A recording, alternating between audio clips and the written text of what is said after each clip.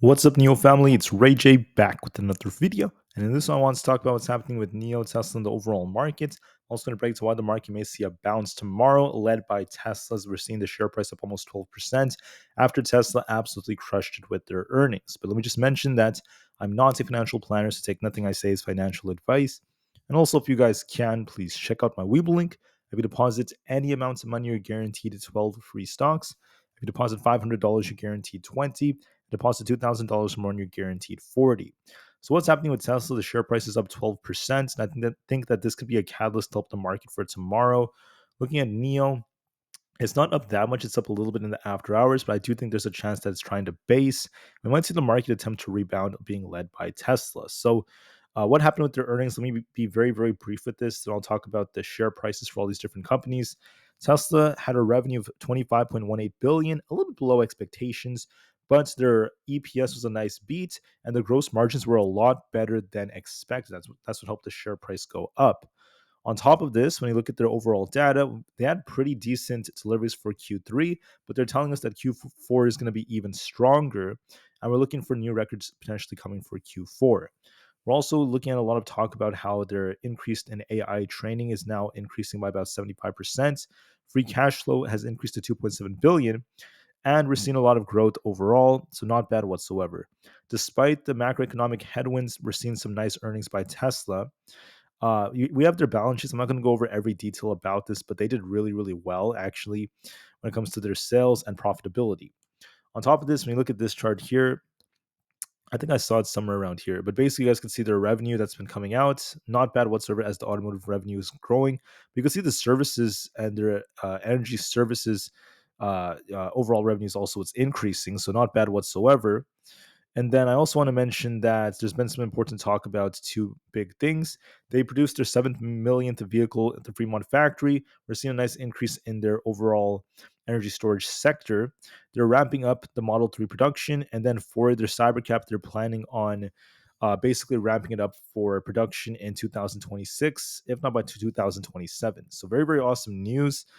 They're still reiterating the fact that it's going to be big for the company, making them absolutely massive. And then there is some big news that came out. The Cyber Cab is going to be coming out soon. They also mentioned they're going to be entering the services sector for it, and it's going to be leading to a lot of growth. And then there's also been a lot of talk about how Q4 is going to be, absolutely crushing it as well. Looking for some big growth in Q4. Let me just close that real quick. Sorry about that.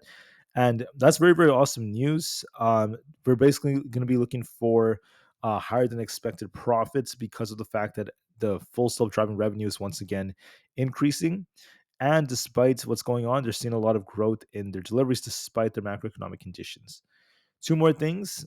There's been some talk about the Roadster. The Roadster is once again something that Tesla is going to be working on. They're finalizing the design on this, which is very bullish. And then there's been a lot of talk about the Cybertruck reaching profitability for the first time. So I have the transcript right over here. So it's very, very cool to just see how they're basically developing this. So they're going to start their pilot builds as soon as 2025, if not 2026, for the Cybercab. That's what Musk is saying, and they don't think that demand is going to be limited. And then besides that, this is the full transcript. There's not really a whole lot else that's going on, but that's what we're actually seeing, at least for the time being. Bullish, excuse me, bullish news from Elon Musk about their products. That's why the share price is up. So for news about the markets going into tomorrow, there's not really much coming out. We have the S&P Global Composite PMI coming out at 9:45 a.m. So look for some volatility 15 minutes after market open. And besides that, there's not really a whole lot else that's coming out. Tesla had their earnings going into tomorrow. We also have American Airlines, UPS, and Southwest, and then everything else is quite minor. As far as NIO goes, we're talking about more exposure for the ES8, which is gaining a lot of popularity. So that being said, what do I think is going to happen to the share prices? Well, obviously Tesla's ripping right now; it's up 12%.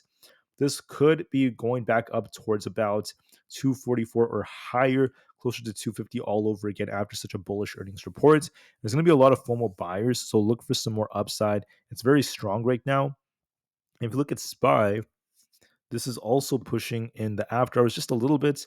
I think that we're going to be watching to see if we can reclaim 580. There's a very good chance we will attempt to do so. So 580 could be reclaimed pretty quickly. For Nvidia, we dipped quite a bit, but now we're trying to reclaim 140. So if we manage to reclaim 140, this could start pushing for 142 all over again. For Bitcoin, We're trying to rebound. We could be testing our 50 EMA at 66,953, putting us back up closer to 67,000. So I think we're going to be looking for a big push on Bitcoin.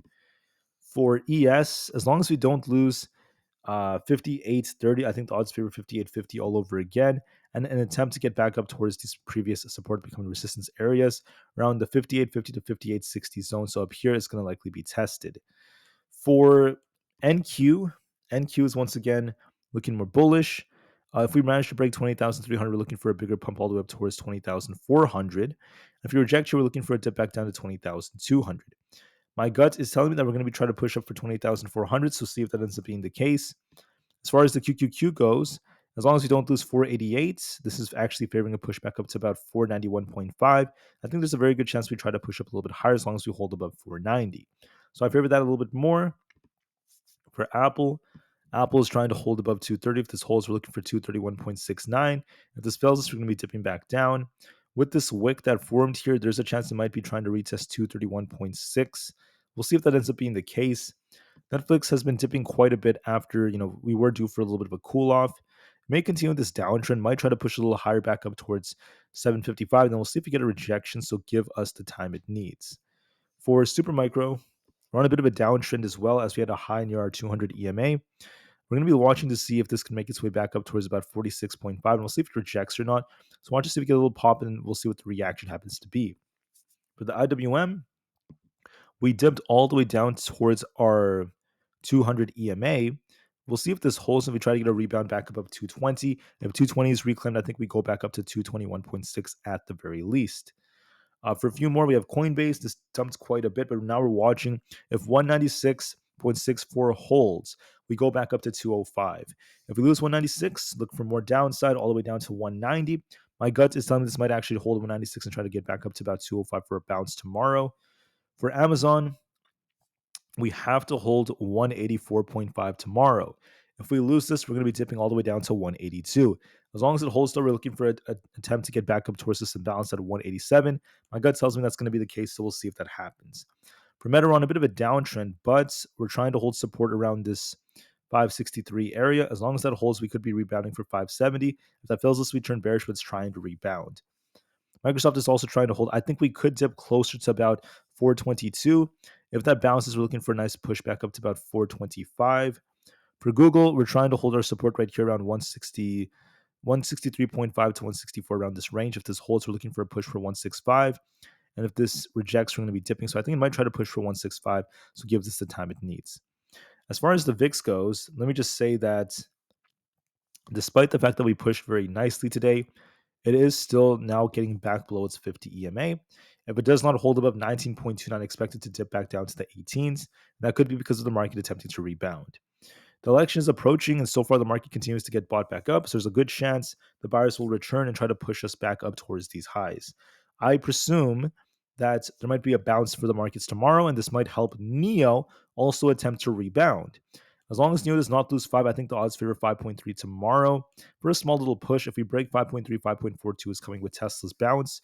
So hopefully we see 5.3 being tested as we're trying to base at the $5 area. And there's a very, very good chance we're going to see buyers try to defend it. So with that being said, I want to thank you all so much for listening. It's very awesome to see Tesla absolutely killing it with earnings. And this bounce we're seeing is once again something that could fuel the whole market and use as a catalyst to once again squeeze shorts.